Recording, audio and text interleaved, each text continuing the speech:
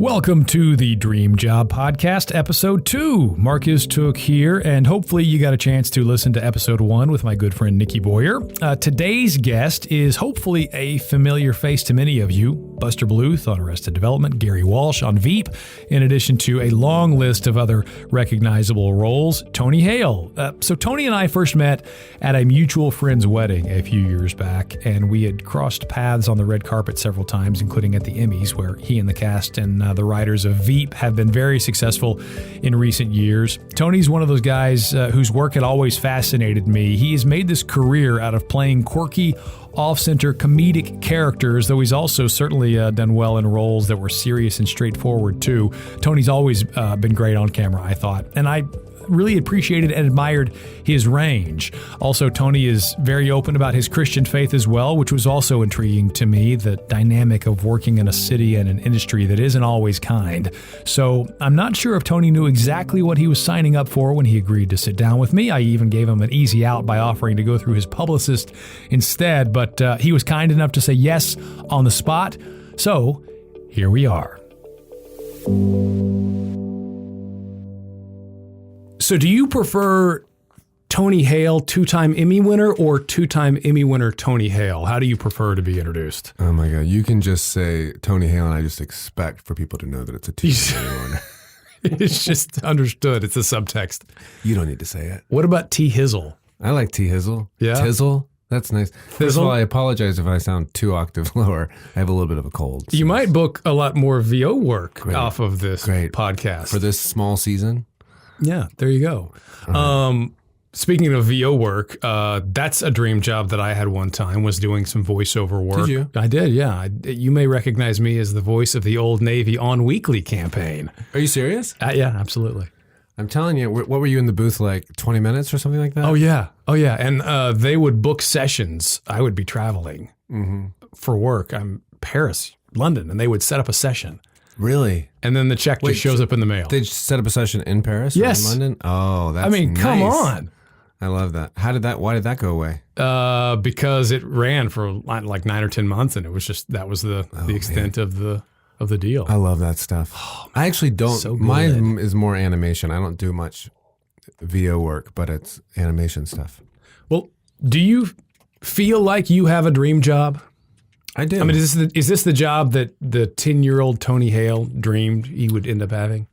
Oh, yeah. Carrying a bag around for Selena Meyer. Yeah. Being so aspirational. Yes. Do you know, when I grew up, I want to be beaten down and emasculated. Yeah. I totally do. I mean, I think when I was younger, though, I didn't really think about what I grew up, when I was in 7th grade, I moved to Tallahassee, Florida, because my dad retired there. From what, like the Upper East Coast, Virginia or someplace? We went there after, but my dad was in the Army, so we kind of moved around a lot. Mm-hmm. And so we landed in Tallahassee, Florida. It was a southern town. I was an artsy kid, didn't know my place. And then my parents found this children's theater and signed me up for it. And it was a real godsend. And I thrived and I loved it. And I remember younger being like, us joking about like how great it would be to be an actor and stuff. But I didn't really ever think too far into the future. I didn't really think about it. And then to the point where when I got to college, I studied journalism because I didn't know if I could make a career off acting. Mm-hmm. And then after that, I was like, no, I don't think I want to do that. And then I kind of studied a little bit more acting in Virginia. And then moved to New York in 95. And I was like, you know what? I'm just going to try this and see what happens.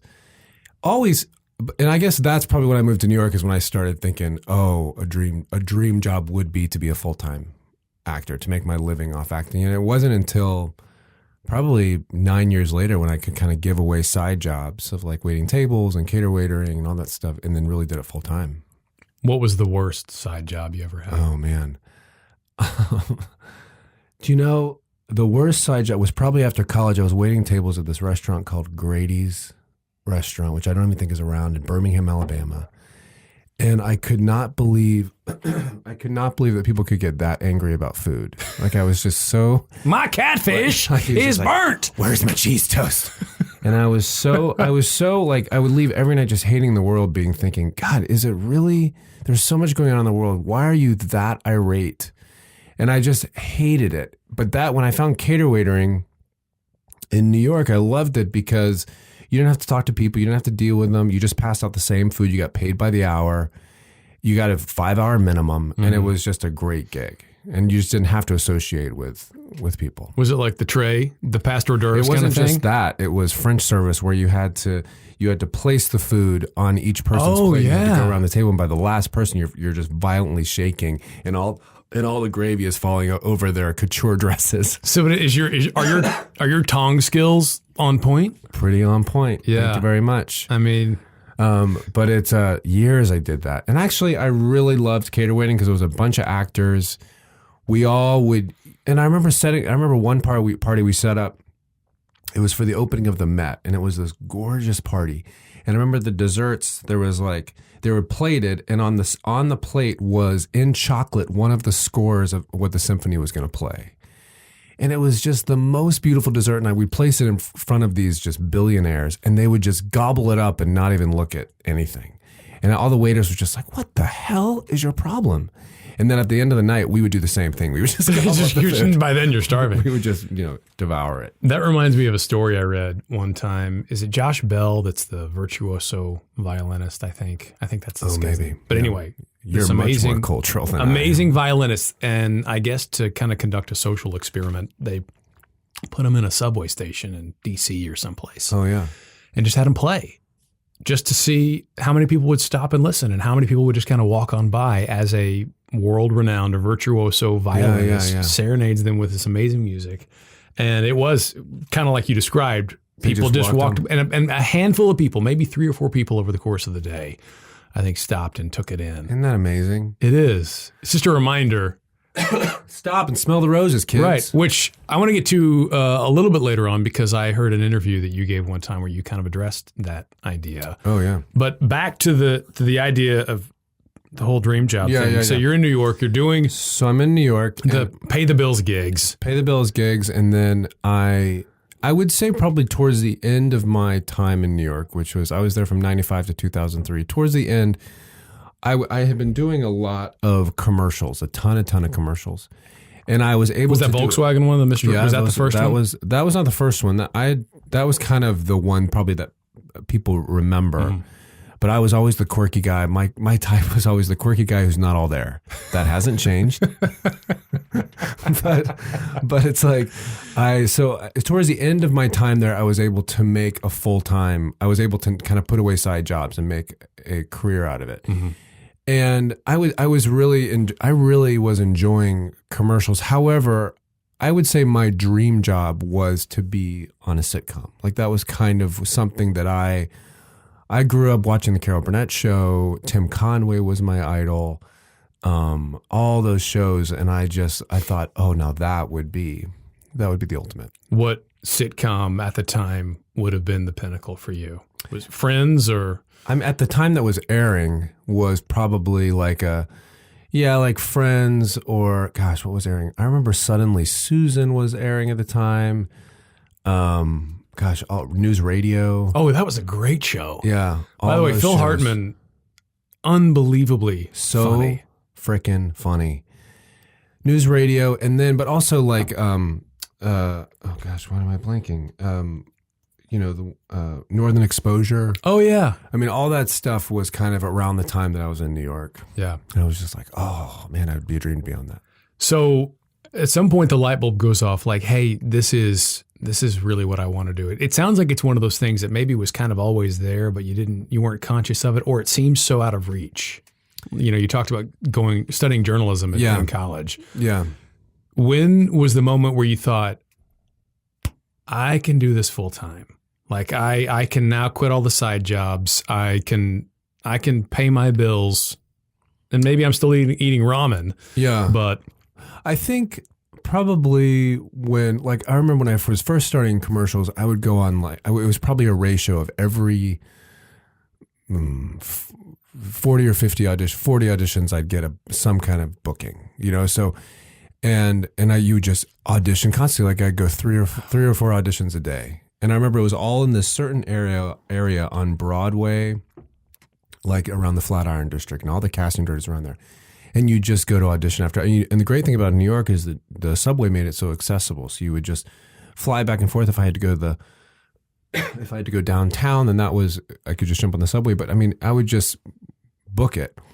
And then as you kind of, that ratio started to get small. Like it was like maybe every 20 auditions I'd get a booking. And then I found myself booking just a lot more. Mm-hmm. And then so I think once that ratio started to kind of change, then I was like, oh, maybe, then you kind of become like, I remember one time I saw a breakdown, this was years ago, but it was, I guess I had done so many quirky kind of commercials that I saw a description of like a Tony Hale type. And I was like, oh my gosh. Frame that. Put that on the wall. I'm just being used as like a commercial type, so that was nice. I've been doing a lot of quirky ones. I love the idea that you see this, breakdown for a Tony Hale type, or you could just hire Tony Hale. Exactly. Or you could just offer it. And I never, ever got an offer. I mean, I still auditioned for this Tony Hale type, but it's like, that was a big moment. So in your words, what is the Tony Hale type? At the time, it was wide-eyed, nervous, just describing myself at the time. Very vulnerable, but kind of a little off base, and it was always in the eyes, because with commercials, they always wanted really strong facial expressions. And so I could always do crazy things with my eyes. And so I guess they liked that. It's funny that you bring up the eyes, because watching Sterling K. Brown in People vs. O.J. Simpson last year, mm-hmm. What stood out to me about that performance was the eyes. Oh, wow. Sad eyes. Just something about, I mean, obviously that's a facial expression too, but something about his eyes I just was really drawn to. And then now watching This Is Us, it's a different set of eyes. And he's a very, very good actor. The subtlety there is. And it's also, what's interesting about that is, what I think is fascinating is, even when you're talking to a friend, it's amazing how you can tell something changes in the eyes. You can just, like, actually we had some friends over last night, and my wife was talking to somebody, and I heard her say, like, oh, I can tell that you just checked out. She just called her out. But she was joking, but it was a sense of, she was telling a story, and then she was like, yeah, I can tell you just checked out. Like, you can just tell when somebody just leaves you, Yeah, like just right now. There you go. You're already gone. See, I'm trying to improv in the moment. Yes, and my eyes just glossed over. Best choice. I'm going to put sunglasses on just to keep you guessing for the rest of the chat. So you're in New York. You're getting the work and doing research. You've got some like-minded friends, some other folks that are trying to do the same kind of thing. How important was that to you, to have that as a resource? People that are also, because it is a slog.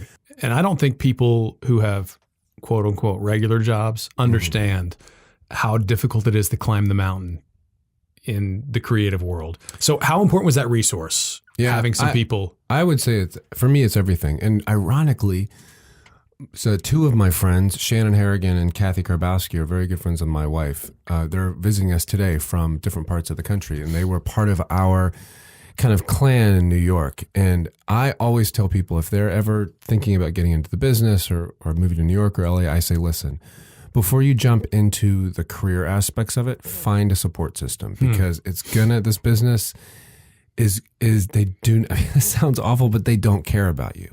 They just don't. It's all about what your gig is. It's all about what you can provide. There obviously are wonderful people in this business, but the actual business, when it comes down to money, it is about, you are a means to an end. And you have to find people who see you. You have to find people who see you beyond what you do, who see value in you, who see you that you have value before and after success. It's all that kind of stuff. So my friends in New York were everything to me, by far. And I'm incredibly grateful for them. So they were a resource, and like you just said, that's your advice to anybody who wants to try to chase this crazy dream. Well, it's also the fact that we're spinning on a planet. It just doesn't matter. I mean, not to sound dark and meaningless, but it's in the time is fleeting. And it's like, I put a tremendous amount of value on, and I've learned a lot of lessons through it of kind of getting that big thing and the success and all that kind of stuff. And the older I get, it's just like, I'm older, it's like, I look back and it's my relationships and stuff that really ground me the most, because soon I'm going to be gone. And it's like, that's the stuff that has longevity. I think that's the salt and pepper. I mean, if you want to use a food analogy, even if you get the steak, if there's no salt and pepper, it's what? It doesn't taste. Yeah, you need something else. So that's advice that you would share with somebody else. What's the best piece of advice somebody gave you? Somebody gave me, I don't. Let me think. What's the best piece of advice somebody gave? You too could save 15% on your car insurance by switching to Geico. Exactly. Oh my gosh, it was a Geico commercial. Yes. I would say, I think probably, if I'm being honest, it was a therapist. It was my therapist. And because after I booked Arrested Development, not to get too Oprah, but it's like after you get a car and you get a car and you get a car. But it's like after I booked Arrested Development, it was my dream job. It was my dream job. It's everything I ever wanted. And this is probably what you were talking about earlier, but it didn't satisfy me the way I thought it was going to satisfy. And it scared the hell out of me because it is literally everything I ever wanted. This is what I've been chasing for 15 years or so? Yeah, this is what I've been chasing. I was with funny people, funny writing, hit show. Ratings weren't great, but it was getting a lot of press. And it didn't satisfy me and it scared me. And I realized it's because I had not been very present in most of my life. I had always been looking to this big thing. And I'd given a lot of weight. And it's that whole thing, and I've said this often, so I apologize if people have heard it, but it's true. If you're not practicing contentment where you are, you're not going to be content when you get what you want. And I got what I wanted, and it scared me because I had not been practicing being present for most of my life. And so after Arrested Development was done, I had my daughter, and one thing children do to you is they force you to be present because you have to keep them alive. So I realized I have not been present for most of my life. And so I started this therapy and just kind of really waking myself up. And it was through this man that just kind of teaching me of just really, not to sound overly, spiritual, but it's just like teaching you about being in the now and being and looking around you and breathing it in. And he would say, whenever you find yourself what ifing, you say, not now. How much weight are you giving something? And just kind of attaching yourself to where you are. And so that was a massive wake up call. And I think the simple thing of, I think what this business teaches you is you will have value when you have this. You will have value when you get this. Fact is, your value is the exact same before and after success. It doesn't change, and that is not what the business teaches you.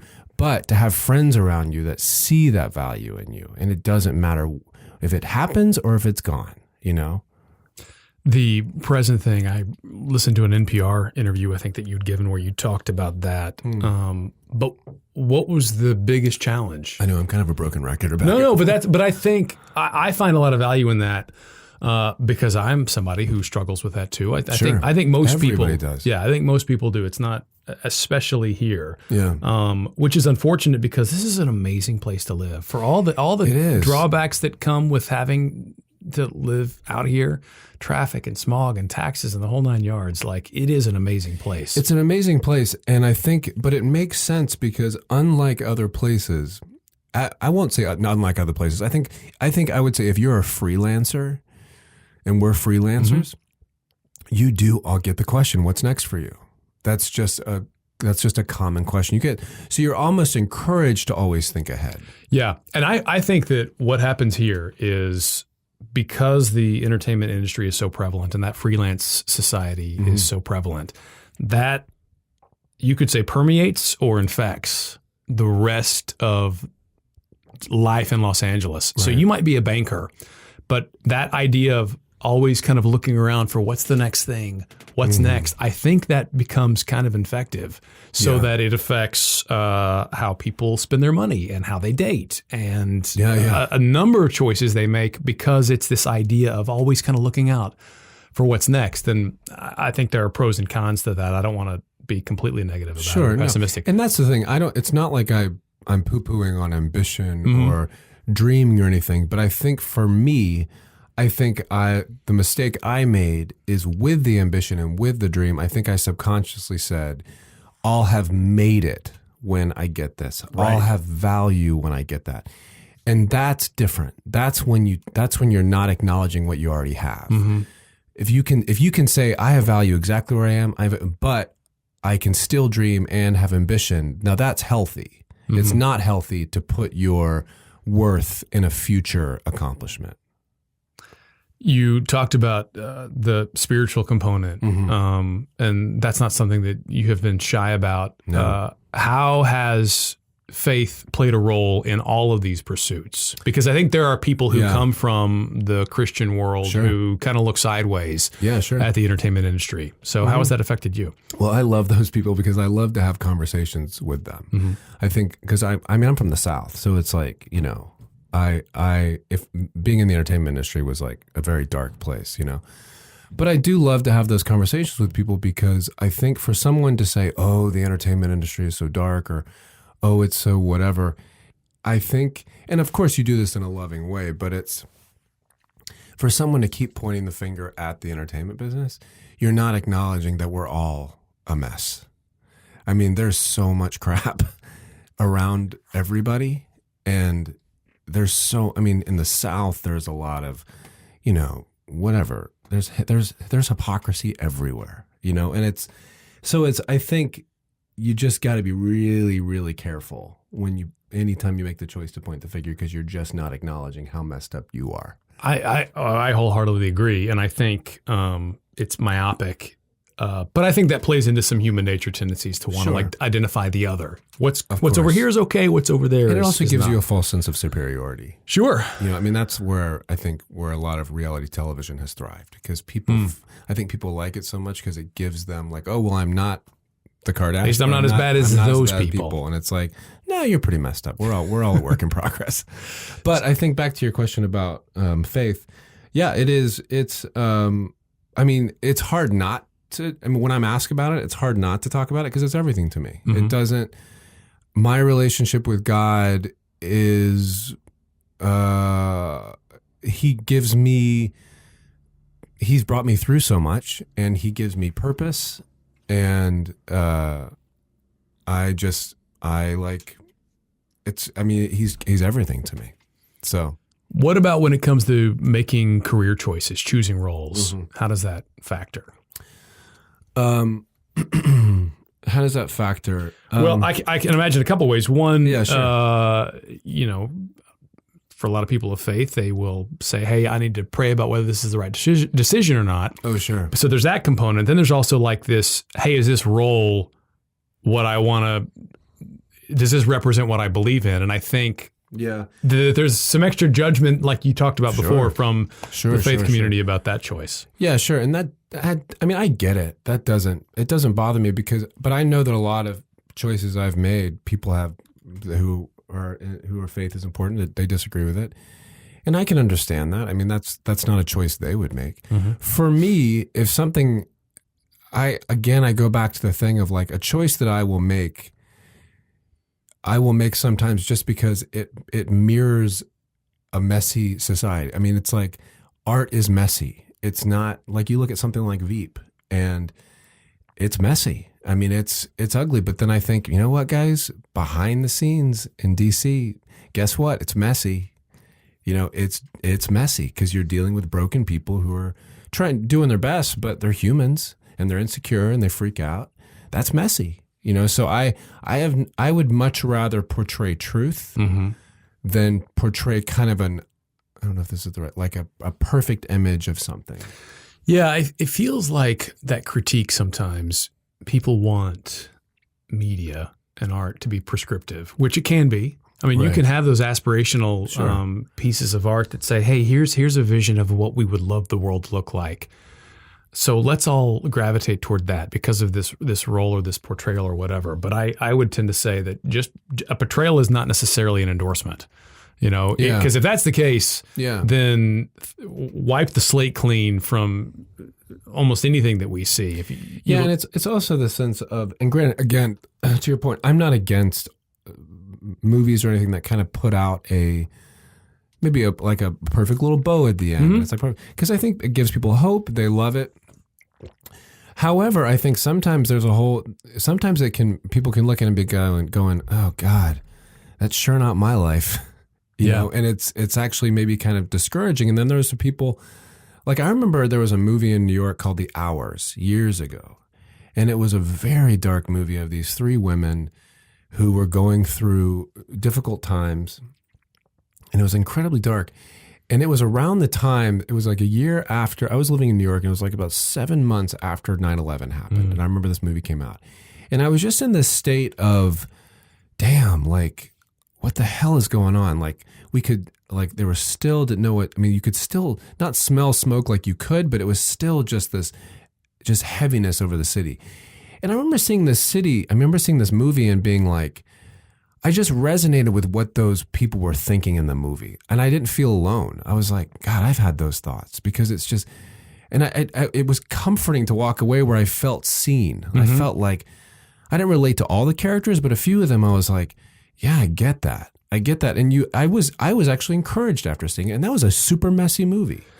So it's the opposite of, I think there's a fear of people, and this is a strong statement, but I think in the faith community, there's a fear of maybe putting out messy for fear that it's saying whatever, I don't know, if it's not, that it'll push people away or something like that. Yeah. When in actuality, I think it might, I come from an area where it's like, man, it's encouraging because I don't feel alone sometimes. I think some of that fear sometimes too is, is someone going to see this and make a bad decision, then that's on me, as opposed to, what about the 20 people who saw it and recognized something in themselves that led them to a better understanding of humanity or grace or empathy or whatever it is. So I think some of that's, it's fear-based as opposed to really being authentic. And I don't want to paint with too broad of a brush, but it's fascinating to watch that conversation when it happens. Yeah. So anyway, interesting to hear how you have responded to it. But then you look at, like, I mean, I think about the typical kind of faith movie of The Passion. Man, it doesn't get messier than that. I mean, it was. You're not firing that one up for the kids, it's. But like that's the crucifixion. That was like, and they did not pull any punches. Like it was out there, which I really appreciated it. And let me tell you right now, that was one of the most popular movies out there. So that goes against this theory of kind of always painting a really perfect picture, How much work is it now when you're younger and you're taking acting classes and you're trying to climb the ladder? How much work do you have to do on your craft? You're like, you see those two Emmys over there? I think I know what I'm doing. Oh gosh, no. I mean, I think each job is specific. I mean, I think, like, for instance, on Veep, after doing it for 7 years, like, it's nice to kind of get into a rhythm with people, and you really have that trust, and you just, I don't know. I think it's nice. At the beginning, it was really tough to just kind of find how the system worked, how the tone worked, and working with different people. And now it's a lot more comfortable. So maybe you don't have you still put in a lot of work to try to find the funny, but maybe some of that anxiety is gone. You brought up Veep, and we talked about this a little bit before.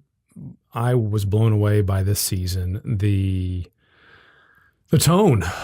You really saw a side of Selena that was a lot less flattering than you'd seen in previous seasons, the way she treated people, the way she treated Gary. Yeah, it's pretty dark. You go home for your 40th birthday, and that was, I thought that was excellent television, because the show has always been good and smart.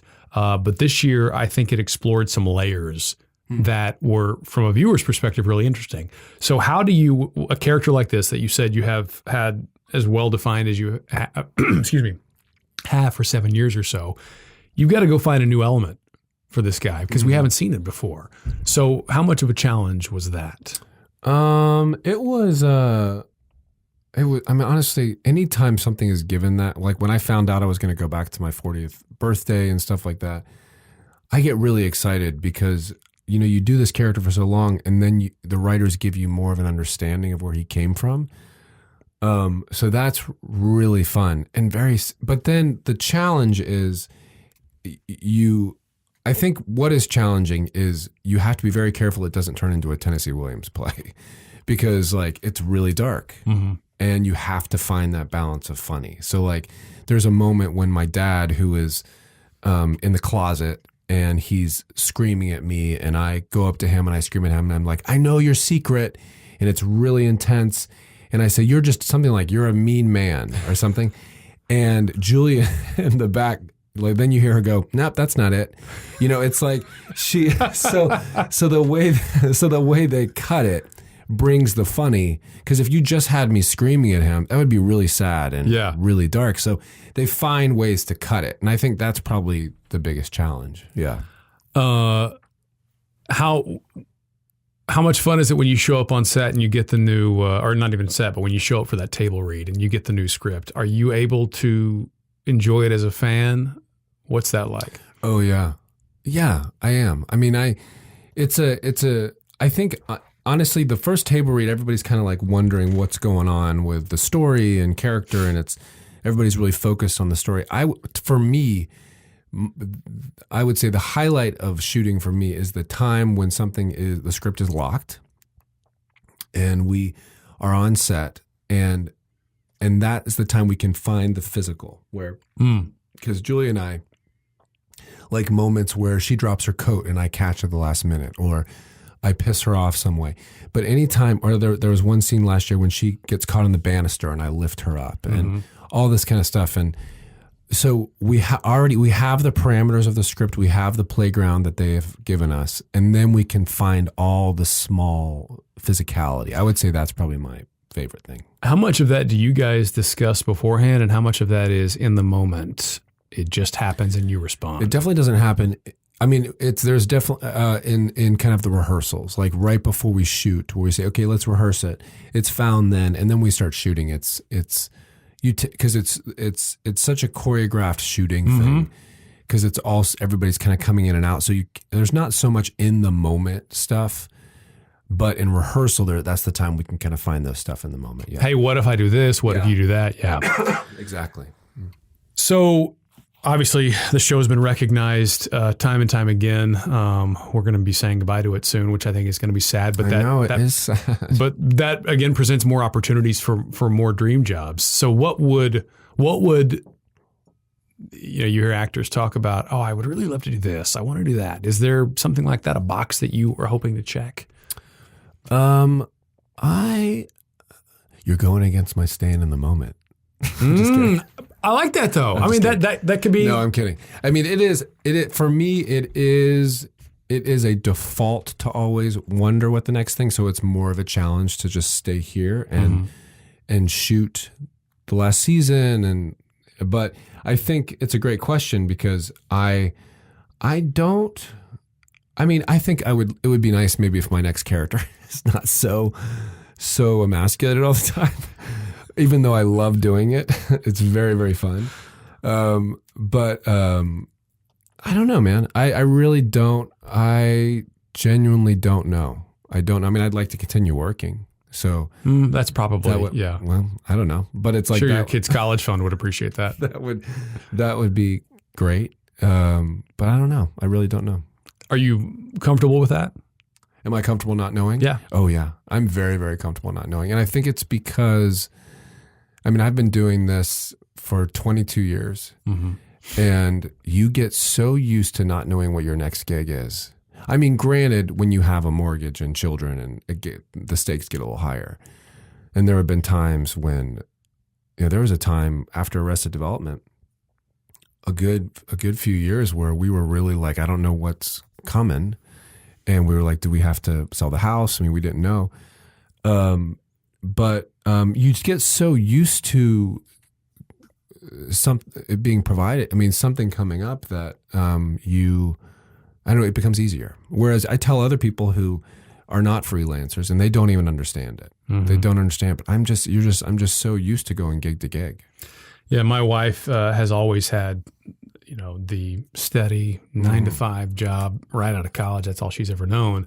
And luckily enough for me, I'm an employee, but I still freelance on the side. And I actually think it's wise to, no matter what you do, to think of yourself as a freelancer, because what job is guaranteed? Sure. Yeah. Maybe for the next few days, but I don't know that anything is locked down for the next 10 years. Yeah. But when you look back over your resume, which by the way, I was wanting to count up the number of projects and I lost count. I mean, it's voluminous. Really? Yeah. I mean, at least your IMDb page. It's a lot of pain. It comes from a lot of pain. When you look back, what have been the most enjoyable moments? You talked about Arrested Development and how fun that was. Yeah, it was fun. In all honesty, it was funner when we came back, just post therapy, right? Because I think that first time I was so overwhelmed, and so I'd never been on a lot. I was just so overwhelmed, and again, my expectations were not grounded. I think I had a lot of false expectations. So, I don't really remember much about that time. And that's another thing about not being present. You don't really remember much. But when we came back, when Netflix brought us back, that's when I really had to, like, this time we're shooting, it's really fun. And last time was really fun. So yeah, but like, I would say Veep has just been an absolute joy. I love those people. But had Veep been first and Arrested Development been second, could that have possibly flipped too? I don't know, because I put it all on myself. I put it all on myself having false expectations. So I think whatever the situation was, I think I had a lot of changing to do in myself. But I guess that's maybe what I mean. Like if Veep had been the first thing you landed pre-therapy and you're still in that whole like I've never been on a lot before kind of mode. Yes. What has been the biggest geek out moment for you as a fan where you have said, I can't believe I get to either work with this person or I'm at an event with this person, or what's been a cool... You know what? I just had one. I did this this thing with Carol Burnett. I did this thing. And you talked before about how big of a fan of hers you were when you were younger. She's doing this new thing on Netflix, and I guess I can talk about it. I don't know. But I just met her, and I grew up with her, and I it's like I was talking to her and then I left. I was kind of out of my body a little bit because she was on my TV screen for so many years growing up. And I rarely have those moments, I think, of real kind of jaw dropping, not knowing what to do. I just have like this, I couldn't believe I was talking to her. I really couldn't. And I walked away from it like, I don't know what just happened because I just loved her. I love her so much. What about the flip side? What about people coming up to you? You mean the flip side of what she thought of me? Yeah. She thought I was a freak. Who is this guy? You can't stop staring. How often do you get people who approach you? And I mean, people are always very kind. I think anytime somebody comes up to me and asks and tells me something about Arrested Development, I can honestly say I've probably watched each episode maybe once or twice, so I don't really remember that much about it. So anytime somebody says, "Oh, when Buster did this and this and this," I actually like it because I'm like, "Wow, that's really fun. Tell me more," because I don't remember it. So I don't mind it. I think I always like to try to hear about them, their experience, because I think the danger is when you make it about you, you're in trouble. Anytime someone comes up to us, and you as well, I think anytime they say things about you, it's about their experience with a job or something that you've done, it's about them and their experience. If I take that and take it personally and think it's about me, I think that's when it gets dangerous. No, I can see that. And the high horse gets a little higher, the pedestal does too. Well, it's just not. So I always ask questions about them and where they're from and what's their name, and just to kind of make it about them, because it's their experience. It's funny that you say that, because I went to an Oprah taping years ago. A buddy of mine lived in Chicago, and I worked for a TV station that aired Oprah, so I was able to get tickets, and I thought that'd be kind of fun to go see the Queen in action. Yeah. And so after the episode, she talked to the audience and took questions for about an hour or two. I mean, quite a while. And she did this really interesting thing that I noticed. So people would stand up and profess their undying love for Oprah. Right. Oh my God, you're amazing. And she would immediately turn it back on them. Where did you get that dress? Oh, wow. Look at your hair. I want hair like that. She really quickly put it back on them. There were other moments where she made sure to highlight the difference. She would talk about how she loved Target, but also like, I'm not flying Coach. Oprah doesn't fly Coach. And it was interesting, not in a negative way. It kept this what I thought was an authentic balance between not denying the life she leads and who she is, but also when the personal interaction happened. So the ownership of what life is like as Oprah was, I think, when she spoke generally. Then whenever an individual approached her, she was always really quick to try to even the playing field. And I thought that was very savvy. And let me tell you, that the great thing about that is self-protection. And I think people can look at that and go, oh, that's so nice of her to do that, which is true, but it's very self-protection, because she realizes, if I took in every single accolade that is being thrown at me, I'm detaching from myself. My ego is gaining its own identity and gaining its own person.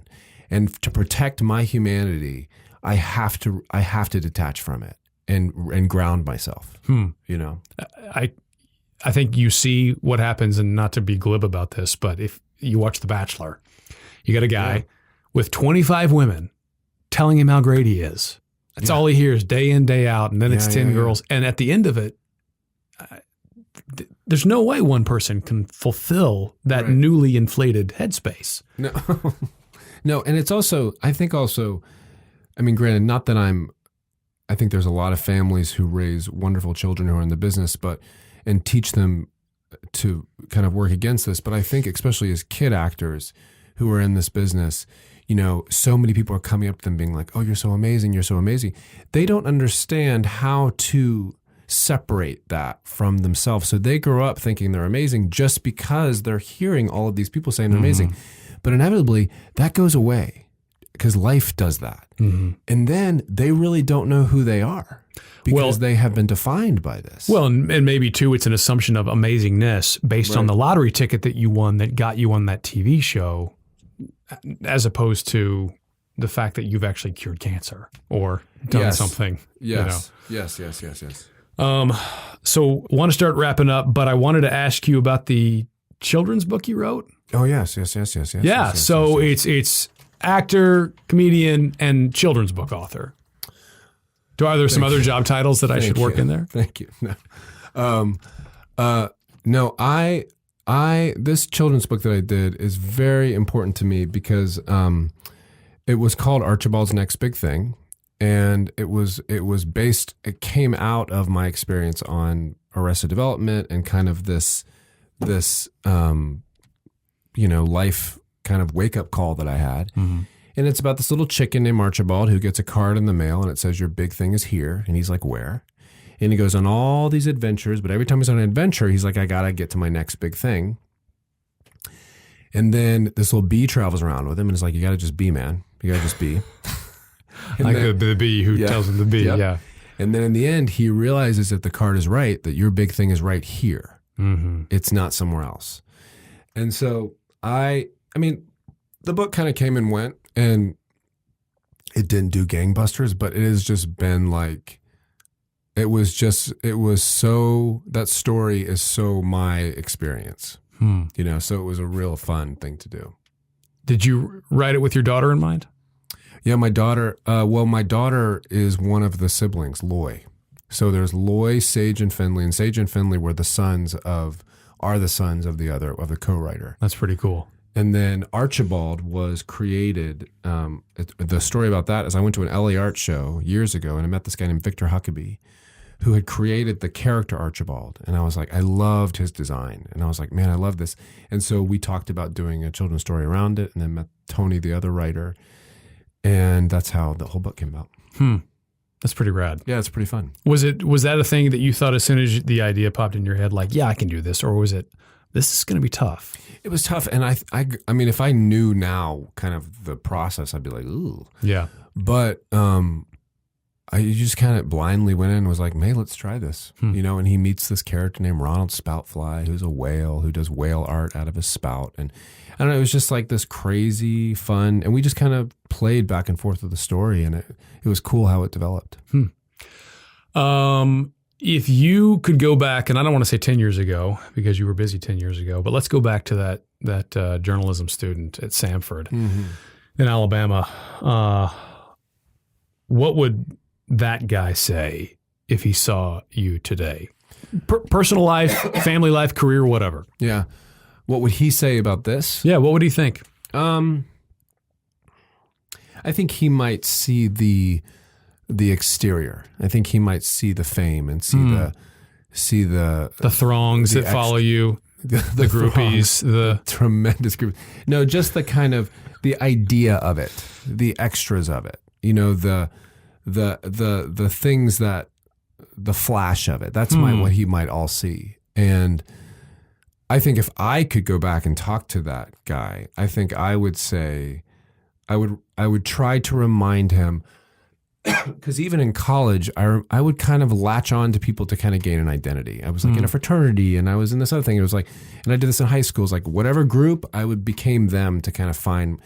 And I think I would get to that true self and be like, you know what, this true self is not, it is going to develop, but like you have tremendous value exactly who you are and where you are. And with all these extras and all that kind of stuff that's added, that's not going to change. That value is not going to change. And I think that would be a good reminder to tell him.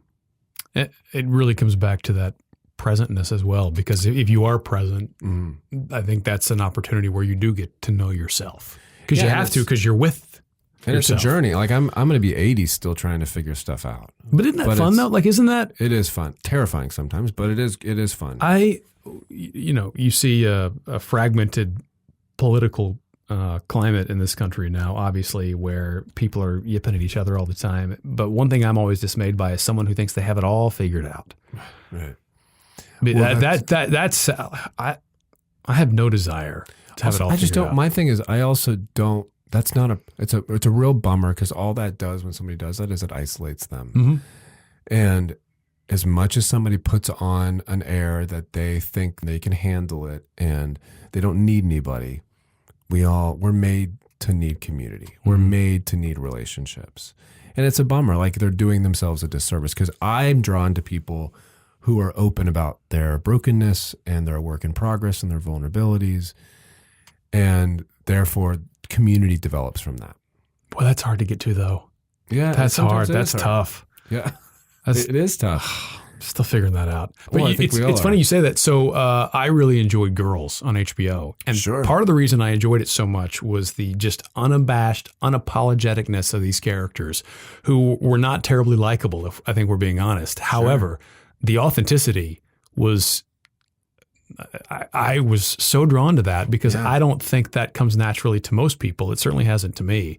And that was kind of like you talked about before, about shows and characters that are real and they're messy. Those characters absolutely were, but I thought that was riveting. And it was a really good show. And I think it was uncomfortable for a lot of people too, you know? And that's got kind of back to that messy art, you know, it's like, it is uncomfortable, but I think it's uncomfortable sometimes because it does stick that mirror to our crap inside. So speaking of Girls, what's on your DVR list, your binge list? Like, what are you watching? What have you enjoyed watching recently? I have been binging The Great British Baking Show. So good. It's so, I can't believe you said that. And do you know why it's so good? They're nice people. I get the sense that they're vulnerable and they're honest and they don't know what they're doing, but they're trying. That show's so good. And I love it. I'm on the second season and I cannot, and I was talking to a friend the other day and he was laughing at me, but I can't watch heavy shows. I just can't. I don't like horror movies, but I don't want to watch a clown pulling a kid into the gutter. That is so you heavy. did not buy your ticket to it. That is so intense with all the fear that's already in our world. You know, it's like, why do I want to sit through more fear? I want to watch the Great British Baking Show, which is just like happy and encouraging and inspiring, and I'm done. Oh, that's really funny. So my wife and I discovered that show. We were up in Napa for a wedding, and I think it was the night before the wedding. We're just flipping through the channels, mindless. Yeah. What is this show? It's so good. And so the next night we come back, we're like, we got to find that baking show again. And we're trying to Google it to learn more about Netflix. it. Yeah. So I discovered that my sister's big into baking and cooking. And so I'm trying to get her hooked on it. But I don't know. I can't really figure out what the special sauce is that makes it so enjoyable. The British aspect is great. I do like to cook, so that part's fun. Yeah. But it is delightful television. It's also, even the way they do the aesthetic, it's very soothing. Yep. If you notice, everything is pastels. Everything is very calming. Yep. I mean, they're really smart. It's no like Gordon Ramsay harsh scream. There's no one screaming. One of the judges is a little harsh, but most of them are just, and I would venture to say when they interview people, they find out about like kindness because they don't really have any hot tempers, you know. It's just like, like watching a Xanax. I love it. Well, and even those bakers, there's just a sense of, maybe there's confidence in their recipe, but never cockiness. Never. And they don't know what they're doing. And I want to kind of eat the TV screen when I'm sitting down with it. 100%. You want to say anything controversial? Get yourself in trouble? What if I did? Here's your chance. By the way. No, I can't. That's not me. Some of the stuff I don't even get into because it's too. That's probably wise. I think that's. Well, it's just, there's just not. I mean, I know that some people obviously, I don't know. I peace and I think, you know how different people, I think I draw more towards a peacemaker of just like, sometimes that's a fault, you know, because I don't, whatever, but I think just to try to have conversations with people is, and try to build bridges a little more rather than having such division. Yeah, I think as I have gotten older, and especially when you have kids too, you do come to that realization like, man, TikTok, life is way too short to get worked out. There's so much I can't control, but I can control trying to find some kind of connection with somebody that I might disagree with. Yeah. Which is not easy, but try. Really appreciate your time. Thank you. Taking for up a bunch of it. Me. Before you go, this is just a little parting gift. What? I don't want people to leave here empty-handed, so this is for you. I would advise not drinking it while you're driving home. Dude, is this Napa wine? I don't know where it's from. Oh my God. But it's champagne and it comes in a cool bottle. Oh, yes. Dude, that's beautiful. So I figured that's a little token of gratitude for you taking time out to hang out with us. Now, have you heard of the love languages? Yes, I have. And is gifts one of your? I think my main one is words. Okay. And I think my second is gift giving. What is it? Words of affirmation? Gift giving. Yep. Affection. Yep. Quality time and acts of service.